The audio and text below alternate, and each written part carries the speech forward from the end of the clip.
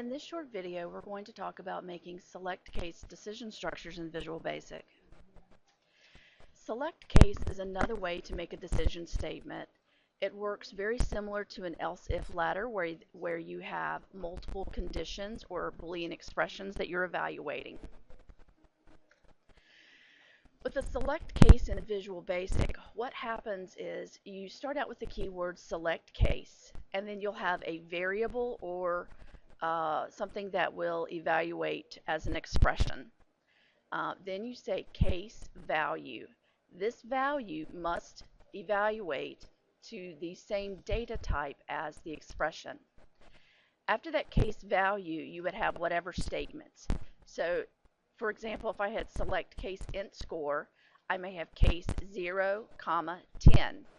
And if either int score was either 0 or 10, then I would want those statements to evaluate. You can have as many case statements as you want, and at the end you have an optional case else statement. Just like with the if statements, you have an optional else at the end. Select case ends with an end select, so make sure that you line everything up properly so that you do not end up with an open statement. Now, that expression. The expression has to evaluate to a built-in data type, such as a Boolean, integer, a double, a string, a character, and any other built-in data types. Again, you can have multiple case clauses. The case else is optional. Now, the value type, again, must match whatever that expression type is. It can be a single value, such as case 2. It can be a list separated by commas, such as we had case 0, 10. It could also be a range, such as if I had case 0 to 10, and you have to have that keyword 2. You can also use less than, greater than, less than equal to, greater than equal to, any of the relational operators, but you're going to add is with the case. So it'll be case is less than or case is greater than, and then whatever the value would be. So let's take a look at an example. For select case int grades, if I have case 100, I have one discrete value that I want it to check. If int grades is equal to 100, notice they're both integers, then I want string grade to equal A+. The next ones are ranges, so I have case 90 to 99. Case 80 to 89, 70 to 79, and 60 to 69. So those are all ranges. If the value falls between any of those ranges, the appropriate string will be created. Then at the very end, I have a case is less than 60. So if it's less than 60, then string grade will be set to F.